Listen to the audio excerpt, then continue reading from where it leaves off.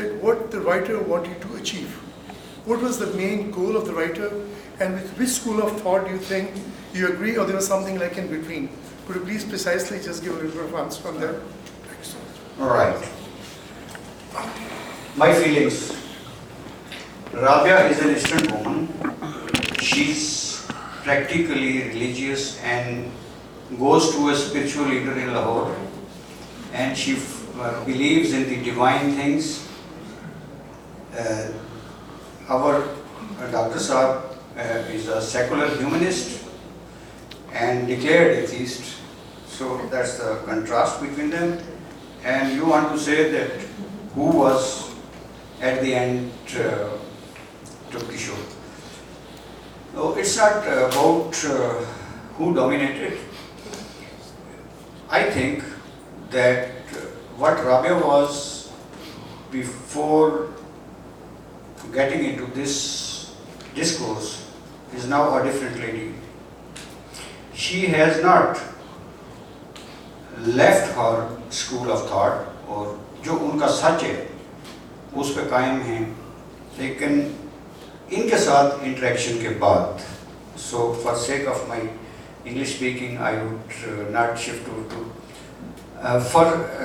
for sake of her being spiritual, he maintained a very respectful reason and very politely. His reasons were very logical and with a very loving and affectionate manner, he transformed Rabia. She did not change her belief system, but she produced a tolerance for others' belief system, and she became more, she changed her worldview, and she also said in the end that you may have any school of thought, you may have any belief system. Love is one thing which can keep you bound, and love for humanity is supreme. So she transformed up to some extent, and she changed her worldview, but although she did not leave her truth, but she did not reject it, his point of view, and she in a way was almost more than 50% inclined towards scientific approach towards life. Maybe after midway, around the, let's say if these are 50 letters, after 30 letters, she seemed inclined towards the scientific and rational approach towards life.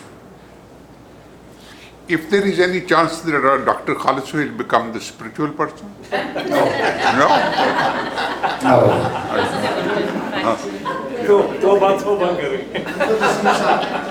Sir. My question was the art of translating. All right. Naturally, when needless to say that literature is created in this specific cultural scenario, social values and so on. When you write in Urdu, there is a context. So did you, in this book, often find that there are statements, sentences that you find difficult to convey in English? You know, because if you read the book in Urdu, obviously we understand that. I'm especially asking this question because have you ever tried to translate poetry from Urdu to English?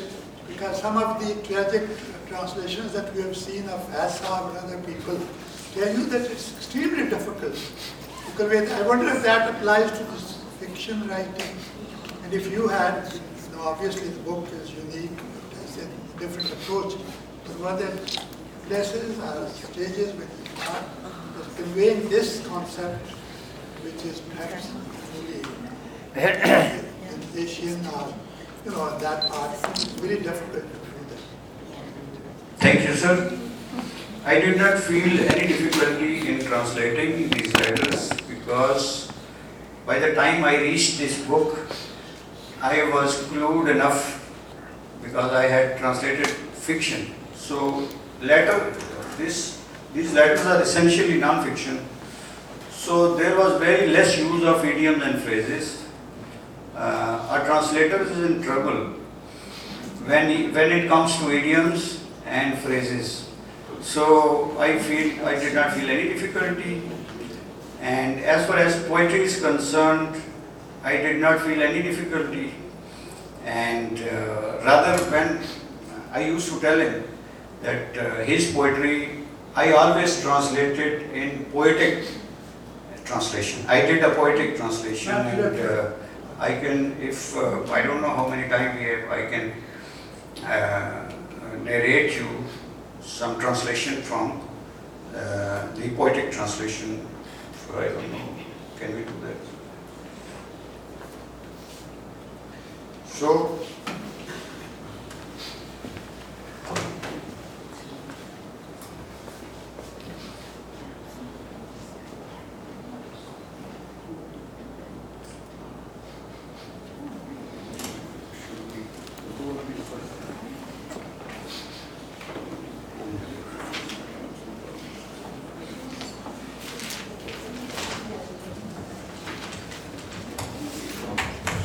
there was one verse because there are three long poems in the end, and I enjoyed that. There is one verse, and that verse is of Dr. Sahib, and that verse is about traditional society and the problems of traditions. इस दर्जा रवायात की दीवारें उठाई, नस्लों से किसी शख्स ने बाहर नहीं देखा. So I translated it as the walls of traditions were built so tall and strong for generations no one could see out and beyond. So this was one verse, and then I had to translate Ghalib. I enjoyed that. I had to translate F.O.T.H. He mostly used F.O.T.H. His uncle Arif Abdul Mateen's poetry, ghazals, couplets, then in the end his own poems, because those poems were so touching that I felt like translating from core of my heart. And first I used to feel those poems, and I used to go into that trance, and then the translation would come as a creative translation and not as a literal translation.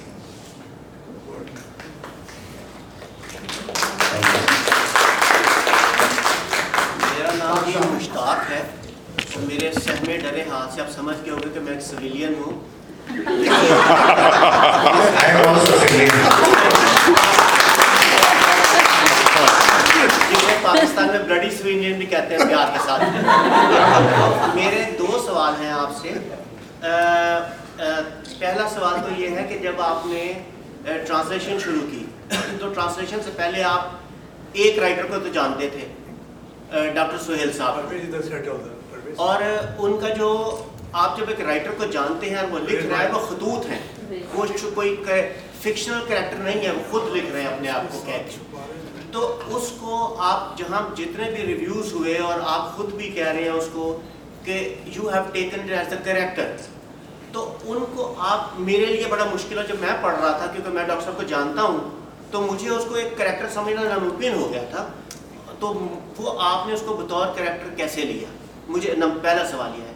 दूसरा ये है कि आपने इतनी शायरी की translation की और बड़े बड़े हसास मौजूद, गालिब की शायरी जहाँ दिल और नाजुक तरीन एहसासात होते हैं, तो बतौर फौजी आपकी जो ट्रेनिंग हुई उसने कहाँ आपको इसमें मदद ये सवाल तो शायद वैसे भी पूछा जाना चाहिए था, because he was, you know, he retired as colonel and Zamir Jafri retired as major, and then there are a number of series. एक वालिद होता है, उसके तीन बेटे होते हैं, एक जनरल बन जाता है, एक जज बन जाता है, एक वकील बन जाता है और एक ब्लडी सिविलियन बन जाता है. So बात तो एक ही है. So there is no difference as such के मतलब है कि that's my profession. This is my passion. Simple, very good. Like the psychotherapy is his profession, and literature and poetry is his passion. So one person can wear 4 or 5 caps. There's no problem in that. So on a small question, again, just a small question. Like for example, in interpretation translation, there are two ways. Number one is giving the philosophy of it. Number two is exactly translating the same. Like somebody wrote in Urdu, which meant that there is God, there is a creator. So he wrote in a different way, liner, and in English to respond to, it's not the lofty sails, but the unseen wind that moves the ship. Ship is not moved by the lofty sails, it's the wind, unseen wind. So unseen God, who is not been seen. So it was actually written in a different way, but philosophically it was translated in a different way. So when you translate, do you translate exactly word to word, or you translate the philosophy of the? I translate the essence. I translate the essence because I know what message is contained here. Then I provide a media from the transmitter to the receiver. But translation cannot be from word to word. It changes all the sense. So first of all, translation cannot be done, Only sense can be conveyed, because feelings cannot be translated, tones cannot be translated, cultures cannot be translated. So it's the message and the essence. You have to time and again read and read what is the message in his mind. And many a times I would become an English reader. I read a lot of short stories of Khushwant Singh and novels of Alef Shafak and Khalid Hosseini and Paulo Coelho, and then again Khushwant Singh, because you have to become a reader, English reader, how he's going to take it. So far whatever feedback I have received, my translation is in a very easy language. Like before you came here, Shahid Akhtar Sahab was describing and he gave few examples.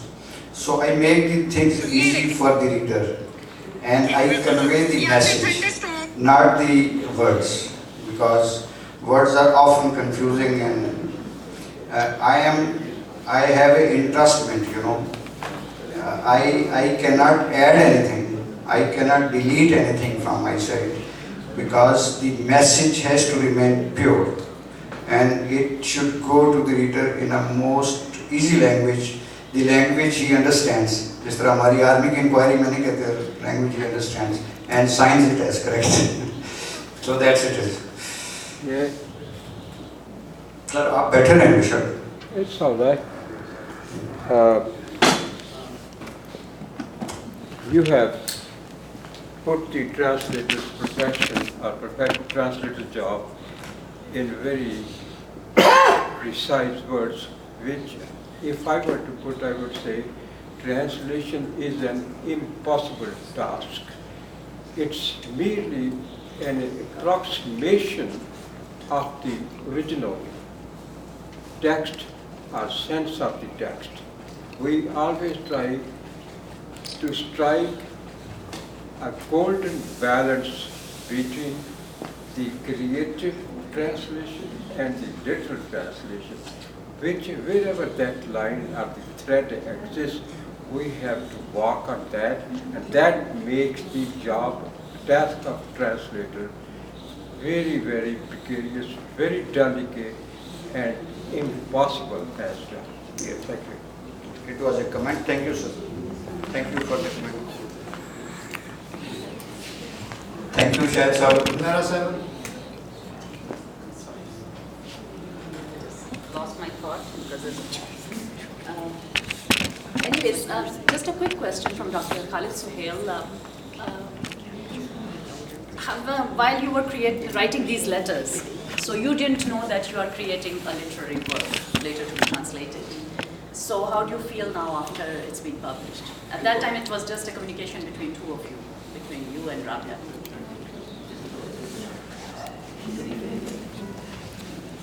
I think somebody asked if Dr. Sale can never become spiritual. So the thing is, if I'm being fully honest, I think in any genuine relationship, it could be friendship, it could be love, it could be therapy, you cannot be part of a genuine creative process without changing. So I did change. The only problem is that it is very hard to describe that change. It's like when you love your daughter and the daughter grows, how do you change? But I think she deserves some credit that while I did not respond to her religious sort of tradition in any aggressive way, she was also very polite, she was also very forgiving. The same thing that I would have said to many others, I have done that, would react very strongly. She did not. So there was some sort of, that it's a friendship that somebody like your sister who does not respond, or forgiving. So she was forgiving in many ways. So we did test, in the first few letters, we did test each other out, that how far we can go with this. I can even give you another example. She was so thoughtful that at the end when we were editing, I told her that I would wish that you take this paragraph out, because I know what you mean, but if the reader might think there is some kind of overtones of certain emotions that are not really true. So she took them out. Then she said to me, she said, these certain sentences, you talk about a girlfriend in the Canadian context, but in Pakistan the word girlfriend does not mean the same as girlfriend. So I think that you should take these sentences out. So I felt that for her to suggest those things, that she was very respectful and thoughtful about my image as well. So I think that is the book doesn't communicate that. But so in that exchange, I felt I developed a very deep respect for her. Also those letters that I think Naeem said, that she was very blunt about certain men are this and this and this. I think somebody said. And now in many other cases, when we talk about these angry feminists challenging these men, so there are different, but I didn't have those reactions to her because I knew that it was not to challenge men in that angle. She had some other experiences, her friends and all that. So I think in a way what I'm saying is that friendship with her transformed me in a way that I am more gentler and I'm less reactive. So philosophically I might have changed, I'm still a secular humanist, but as a personality, at an emotional level, I've changed. I'm more sort of a softer, I'm more sort of a gentler, more forgiving, and more accepting. In the same way she has become more accepting. So I think to me, this was an organic, if I would have exchanged letters with somebody, for example with Zahra, I know Zahra for 20 years, if you say let's exchange letters, it will not be the same because I know her, or with Zohra Zubairi. We know each other for like 30 years, or Munir Sami. But I didn't know her. You see, the thing was, she sent me an email, sent me a short story, I sent her. So I got curious, I said, you just make an anthology or you write. And then I think the tipping, the change was, she said to me, you don't know me, but I know you. So I said, how do you know me? She said, when I was doing my master's in Urdu literature, I will sit on the floor of this library and I would read your short stories. So she had admired some of my short stories even before and it evolved. I genuinely was curious how a woman of her, like if you read short stories, this sweetheart that just imagine, if we have just a few minutes, this short story, sweetheart. In that short story, a man is talking to his wife in the bedroom, sweetheart, how is the day, how are the children, how is this, and then he says, I'm busy, I have to do some office work. So he closes the door of his wife's bedroom, he goes to this office and closes the door, he takes out a cell phone and now he's with a lover. Hi sweetheart, how are you, and this and this and this. So this is sort of going on, and then she says, Old story. Right? Yeah, she's a old story. And then, so she says to him, oh, you men, you're all players, you talk like this and all that nonsense, I don't believe you, you're a flirt and this and this. And he's trying to convince her, no, he's very genuine and he's very honest. And then he leaves town to go for an office job. And then he comes back, and then he talks to another man, and they are talking about these women and their girlfriends. And then he says to this other man, I really feel guilty, I was being dishonest with this woman. He's feeling guilty. And he says, no, but don't worry, you passed her on to your another friend. So she has another man. So this goes on. This is part of dating, and this part of it. So I couldn't believe a woman who lives in Pakistan, never been to Canada, whatever, how did she, like those dialogues that she has, were really genuine. I know personally, professionally, what really happens in those affairs, in those extramarital things. How did she, I was genuinely curious how this Pakistani woman can write this story. I couldn't believe. And that was the beginning, that how this woman, obviously she did not experience those. That's not her experience. You know, she's a single woman and, you know, living in a very traditional world. So I think that's, to me, was the curiosity. So we both were curious, and she was curious about my philosophy, and I was curious about her. So it very organically grew and grew and grew. And my original thought was like 40 letters, and let's end it. And she said, no, now really we are getting into this heavy discussion. These are deep waters. So let's continue, let's go on. So we went to about 50. Somebody had asked, I think Mushtaq Saab, I didn't know Naeem Saab. She knew. And even today, Naeem Saab has never met Rabi physically. So when we were into this, we didn't know, we have never met. So with this project, because of the internet and email,